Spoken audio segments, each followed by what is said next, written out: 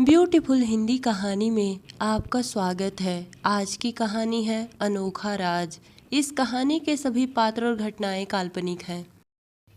आनंद और सुनीता की शादी को लगभग 10 साल हो गए थे, पर उनकी अभी तक कोई औलाद नहीं थी। उन्होंने बहुत पूजा पाठ करवाया और कई डॉक्टरों से सलाह लिया। इतना सब कुछ करने के बाद पता चला कि सुनीता माँ बनने वाली है। इतनी बड़ी खुशखबरी सुनने के बाद आनंद और सुनीता दोनों बहुत खुश हुए। उन दोनों की खुशी का कोई ठिकाना नहीं था। 9 महीने बाद सुनीता ने एक बेटे को जन्म दिया। बेटा पैदा हुआ है, ये सुनकर आनंद बहुत खुश हुए और अपने ऑफिस में सभी को मिठाई बांटे। आनंद तो बहुत खुश थे, पर बेटा पैदा होते ही सुनीता के चेहरे की मुस्कान पता नहीं कहाँ गायब हो गई। सुनीता और आनंद के घर में इतने दिनों बाद इतनी बड़ी खुशी आई थी, तो आखिर सुनीता खुश क्यों नहीं थी? सुनीता अपने बेटे रौनक को देखकर खुश नहीं थी, ये बात तो सच थी, पर वो अपने बेटे रौनक का बहुत ख्याल करती। समय अपनी गति से चलने लगा। धीरे धीरे आनंद और सुनीता का बेटा रौनक बड़ा हो गया। रौनक पढ़ने में बहुत अच्छा था और बिजनेस करने में भी उसका मन लगता। रौनक ने जो ही अपना ग्रेजुएशन कंप्लीट किया, वो अपने पापा के बिजनेस में हाथ बटाने लगा। ये सब देखकर आनंद बहुत खुश होते, क्योंकि रौनक छोटी उम्र से ही उनके काम में हाथ बटाने लगा था। आनंद को अपने बेटे रौनक पर बहुत गर्व था। आनंद कहते, भले ही मेरा बेटा लेट पैदा हुआ, पर मेरा बेटा इतनी छोटी उम्र में मेरा बिजनेस संभाल लेगा, ये तो मैंने सपने में भी नहीं सोचा था। इस उम्र में तो बच्चे माँ बाप का पैसा उड़ाते हैं, पर मेरा बेटा अपने बाप का बिजनेस आगे बढ़ाने में लगा है। भगवान ऐसी औलाद हर माँ बाप को दें। आनंद के घर में पैसे रुपए की कोई कमी नहीं थी, इसलिए रौनक ने जो ही अपनी पढ़ाई पूरी की, तो उसके लिए अच्छे अच्छे घरों से शादी का रिश्ता आने लगा। पर शादी का नाम सुनते ही रौनक और उसकी माँ सुनीता दोनों शादी करने से इनकार करने लगे। रौनक और उसकी माँ सुनीता हर रिश्ते को इनकार कर देते। लड़की वाले से कहते, हमें अभी शादी नहीं करनी। ये सब देखकर आनंद ने अपनी पत्नी से पूछा, आखिर रौनक के लिए इतने अच्छे अच्छे रिश्ते आ रहे हैं, फिर भी तुम लोग शादी करने से इनकार क्यों कर रहे हो? रौनक तो अब बड़ा भी हो गया है और अपनी जिम्मेदारियों को अच्छी तरीके से समझने भी लगा है। कुछ देर सोचने विचारने के बाद सुनीता ने कहा, मैंने रौनक के लिए लड़की देख ली है। लड़की मेरे मायके के तरफ की है। वो लोग ज़्यादा पैसे वाले तो नहीं हैं, पर लड़की अच्छी है।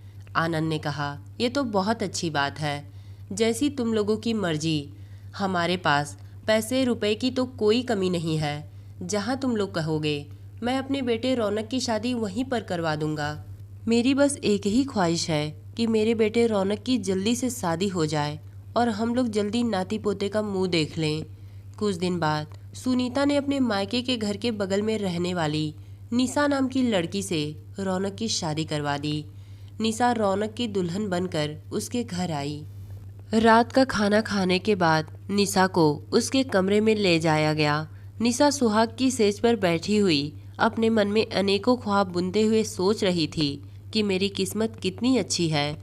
मैं एक गरीब परिवार की होते हुए भी इतने बड़े घर की बहू बन गई। निशा भी यही सब सोच रही थी, तभी दरवाजे पर दस्तक हुई। निशा के दिल की धड़कनें तेज हो गई। निशा ने देखा उसका पति रौनक है। निशा रौनक को देखकर बहुत खुश हुई। रौनक को देखते ही निशा सोचने लगी कि रौनक मुँह दिखाई में मुझे क्या तोहफे देंगे। निशा यही सब सोच रही थी, तभी रौनक घबराते हुए निशा के करीब बैठा और बिना घूंघट उठाए वो निशा से बात करने लगा। रौनक ने घबराते हुए निशा से पूछा, निशा जी आप कैसी हैं? निशा ने कहा, मैं ठीक हूँ, पर आप इतने घबराए हुए क्यों हैं? रौनक ने कपकपाते स्वर में कहा, बस वैसे ही। निशा का हालचाल पूछने के बाद रौनक ने निशा को जो बात बताई, ये सब सुनकर तो निशा के पैरों तले से जमीन खिसक गए। निशा ने गुस्से में अपने हाथ से ही अपना घूंघट उठा लिया। रौनक ने कहा, निशा मुझे माफ़ कर दो, मैं मानता हूँ कि मेरी गलती है, पर ये सब मैंने अपनी माँ के लिए किया है, क्योंकि मेरी माँ मुझसे बहुत प्यार करती हैं और मुझे खोना नहीं चाहती। मेरी माँ मुझसे जितना प्यार करती हैं, मैं भी उनसे उतना ही प्यार करता हूँ। एक माँ के दिल को ठेस मैं कैसे पहुँचा सकता हूँ? क्योंकि मेरे पापा को अगर मेरी सच्चाई पता चल जाए कि मैं एक किन्नर हूँ तो वो कब का मुझे घर से निकाल चुके होते। निशा ने गुस्से में कहा, तुम माँ बेटे के चक्कर में तो मेरी जिंदगी बर्बाद हो गई। अब मैं क्या करूँ और कहाँ जाऊँ? पर रौनक, कभी न कभी तो तुम्हारे पापा को ये सच्चाई पता ही चलेगी, तो तुम लोगों ने मेरे साथ ऐसा क्यों किया?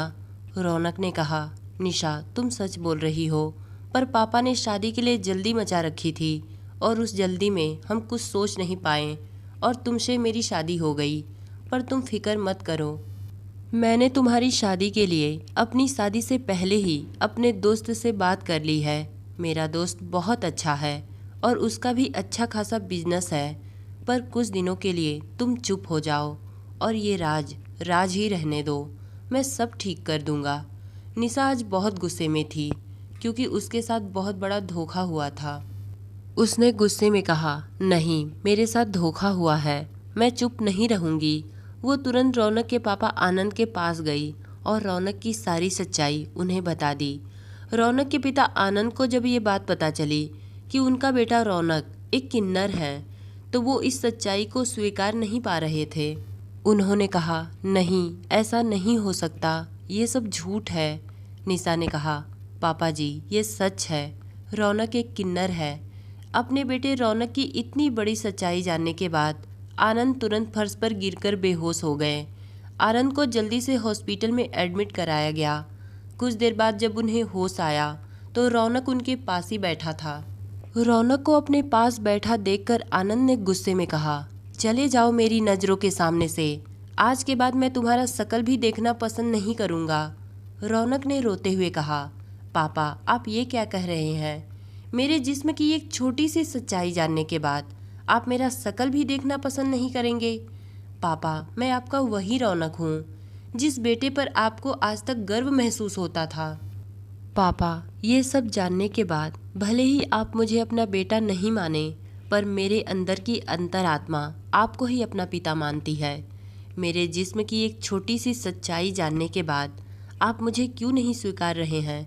मेरे रगों में आपका ही खून दौड़ रहा है पापा, आपका ही।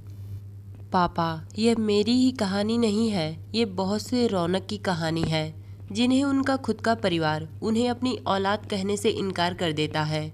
मेरी माँ ने तो मुझे बचा लिया, पर बहुत जगह तो सुनाई देता है कि ऐसे बच्चों को लोग पैदा होते ही सड़क पर एक कचरे की तरफ फेंक देते हैं।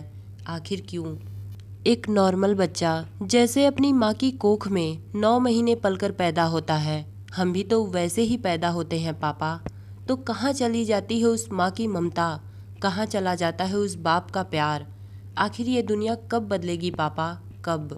हमको भी तो हक है अपने परिवार के साथ रहने का। अपने बेटे रौनक के मुंह से इतनी दर्द भरी कहानी सुनने के बाद आनंद का दिल पिघल गया और उन्हें अपने बेटे का दुख देखा नहीं गया। उन्होंने तुरंत रौनक को गले से लगा लिया और कहा, बेटा तूने सच कहा, तू मेरे लिए दुनिया की सबसे अच्छी औलाद है। कुछ दिन बाद रौनक ने निशा की शादी अपने दोस्त से करवा दी। निशा ने रौनक को छोड़ा नहीं, वो अपने पति के साथ रौनक के घर में ही रहने लगी और रौनक को अपना सबसे अच्छा दोस्त मान लिया। रौनक के मम्मी पापा यानी आनंद और सुनीता को निशा के रूप में एक बहू भी मिल गई। तो दोस्तों, ये कहानी आपको कैसी लगी कमेंट में बताइएगा। धन्यवाद।